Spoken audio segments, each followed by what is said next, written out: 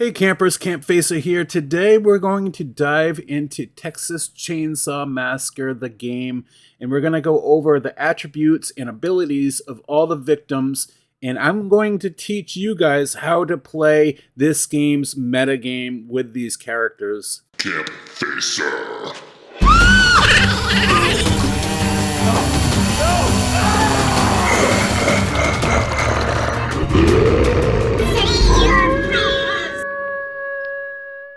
In this video today, we're going to go over all the stats, the metagame, how you play as a character you choose, how you work as a team, and so forth.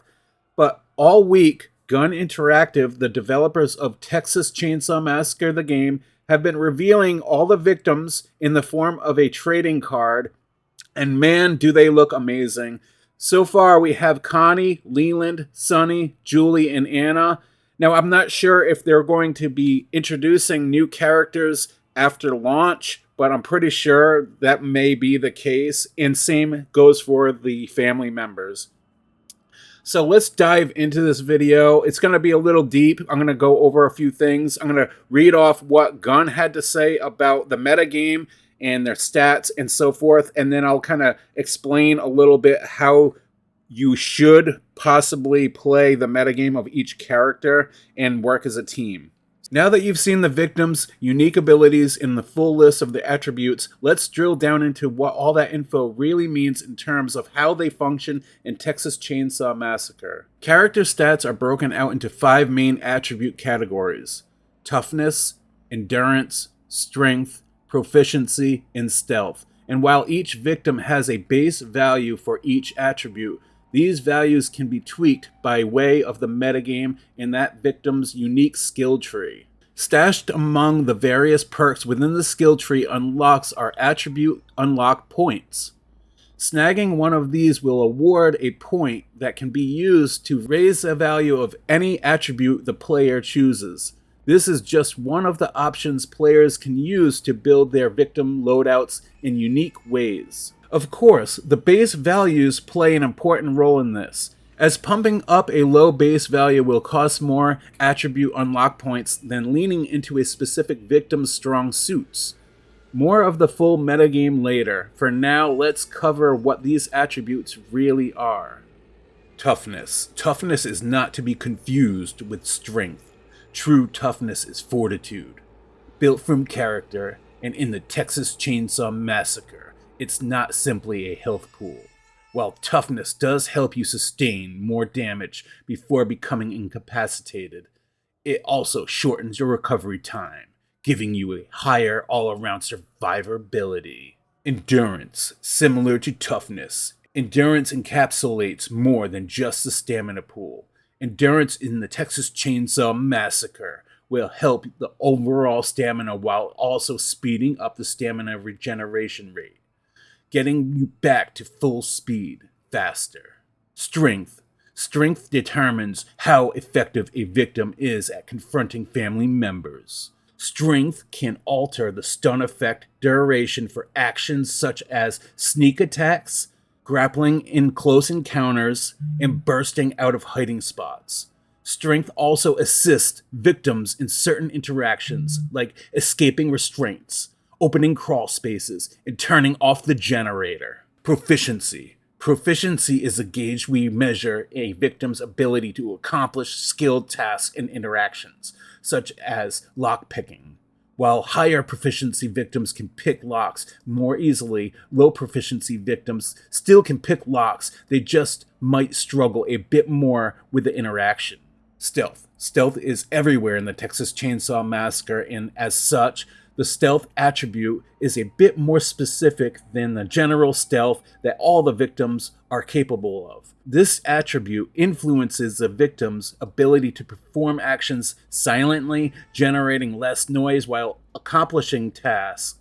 This does not, however, affect the general stealth used in the game, such as hiding from family members and staying in the shadows. While all victims have their strengths and weaknesses, players have access to the full meta game, which can be extremely powerful in terms of customizing your loadouts to feel unique and play the way you would like to. While Metagame will never make a Connie into a Leland, players can tinker with builds to address areas of particular victims and feel they need to boost. Speaking of unique elements and our cast of victims, let's talk a little bit about abilities. Okay, let's get back to my normal voice here. But that was kind of fun. Okay, so this is where I'm going to teach you guys how to basically play the metagame. When I say that, I'm basically saying when you dive into this game, you're not going to want to just jump into a character and just start running around. Take a close listen. I'm going to read off what Gunn says about each character here, and I'm going to go over maybe the smart way to dive into that character and maybe who you should play with according to their skill and their abilities. So anyways, without further ado, let's do this. First up, we have Connie's focused ability, an ability that allows her to pick a lock much faster at the cost of stamina and her family proximity warnings without consuming the unlock tool. So if you're going to play as Connie, or you're going to want to get out of a quick pinch, like if you get barricaded, trapped, and that one of the family members is running towards you, and you know there's like a bunch of locked doors, if Connie is in front of you or with you, or if you're playing as Connie, you can get out of that pinch real quick by just unlocking a door immediately and either escaping or proceeding to hide or run off from the family member. And she's a good little like get out of jail free card is what I want to say. But anyways, moving on to Sunny. Sunny, our intellectual, has a heightened sensibility. Triggering this will give Sunny a situational awareness buff, allowing him to detect noise made by anyone nearby, pinpointing their location and tracking their movements.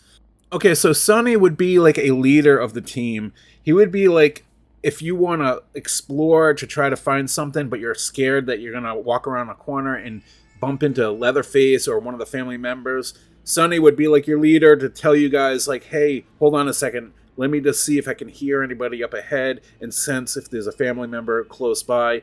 That would be the smart way to play with him, to team up, or even if you're pairing up with him. Let's say like you want to repair a certain objective, like get the door unlocked or find a certain tool to unlock the fuse box, and you're nervous, like, hey, it might be in the kitchen area, but let's have Sunny lead the way. You guys stay here. That would be a good way to play with Sunny.